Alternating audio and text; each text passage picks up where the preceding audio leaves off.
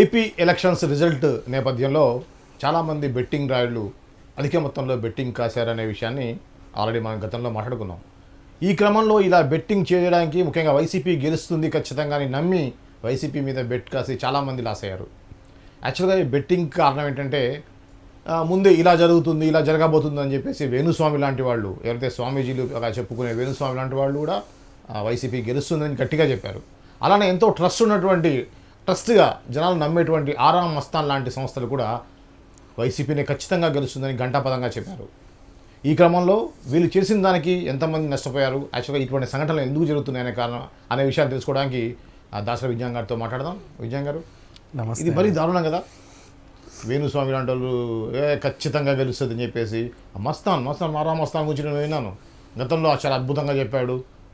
దుబ్బాక కానీ మునుగోడు ఎలక్షన్స్ కూడా 100% కరెక్ట్గా చెప్పాడు. అది చెప్పింది జరుగుతుంది అని నమ్మారు.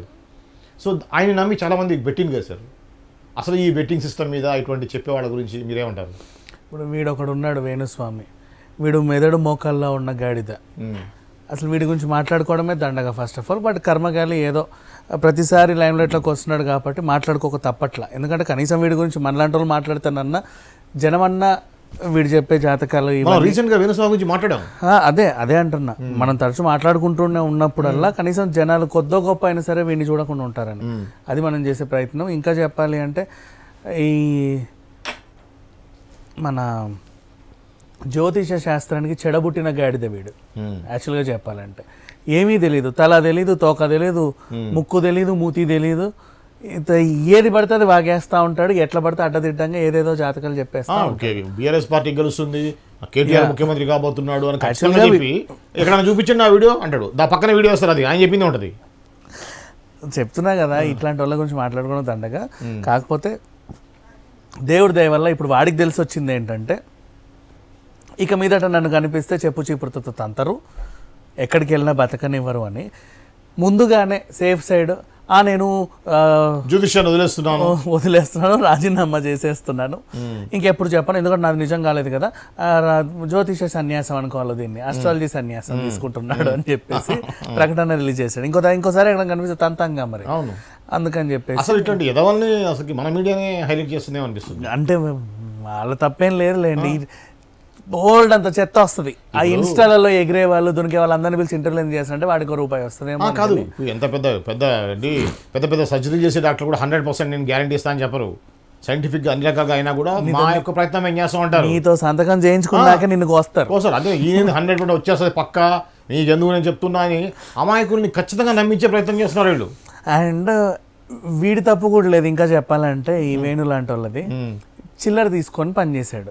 జగన్ ఏం చేశాడు అంటే, ఇంతకు ముందు చంద్రబాబు నాయుడు గారికి సపోర్టివ్గా ఏంటంటే ఎల్లో మీడియా అంటాం కదా, చాలా బోల్డ్ అండ్ ఛానల్స్ ఆయనకు సపోర్టివ్గా ఉండే.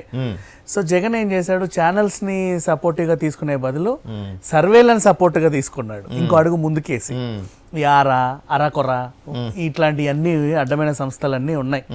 అన్నిటికీ యథేచ్ఛగా విభత్సంగా డబ్బులు ఇచ్చేసి ఒకటే బాధుడు ఊకదంపుడు వ్యవహారం అంటారు చూసారా, అట్లా దంపుతా ప్రతిరోజు సర్వే సంచలనం, జగన్కి ఇన్ని సీట్లు అన్ని సీట్లు సైకలాజికల్గా ఓటర్ని ప్రభావితం చేసే ప్రయత్నం అది తర్వాత సంగతి. కానీ నిన్న రాత్రి వరకు కూడా, ఇందాక మన అనలిస్టే ఒక ఆవిడ ఇప్పుడే లంచ్ చేసేటప్పుడు అనింది, రాత్రి కూడా నాకు కొంచెం భయం వేసింది, పొరపాటున జగన్ ఎక్కడ వస్తాడేమో అనుకున్నాను.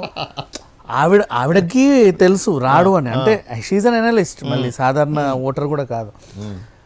అక్కడ ఉన్న 10 మందిలో కూడా ఈవెన్ మహామహులు కూడా అనుకున్నారు ఎక్కడంటే. ఎందుకంటే వాళ్ళు పుట్టినప్పటి నుంచి నమ్మిన సర్వేలు మొదటిసారి అబద్ధం చెప్తున్నాయి. అది అబద్ధం అని వీళ్ళు జీర్ణించుకో తెలియట్లా వీళ్ళకి. తెలియక మనం ఏమైనా తప్పుగా ఆలోచిస్తున్నామా అనేటువంటి భ్రమలోకి దగ్గర నేను తప్పుగా ఆలోచిస్తున్నానా, నిజమేనా, కొద్ది గొప్ప ఉందా ఆయన వేవ్, ఇంకా చెప్పానా అలా 120+ ఖచ్చితంగా వస్తుందని చెప్పాను.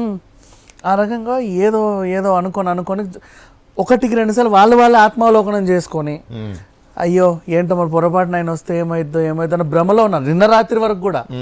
పొద్దున్న లేసే ఓటర్ తీర్పు ఇది కాదు, ఓటర్ ఆల్రెడీ మైండ్ లో ఒకటి అనుకున్నాడు, గట్టిగా ఫిక్స్ అయి ఉన్నారు. పైగా మందు తాగే ఏ ఒక్కడు కూడా వైసీపీ కోటేయలేదు అనేది నగ్న సత్యం. వైసీపీ పార్టీలో ఉన్న మందు తాగే వాళ్ళు కూడా ఓటేయలేదంట.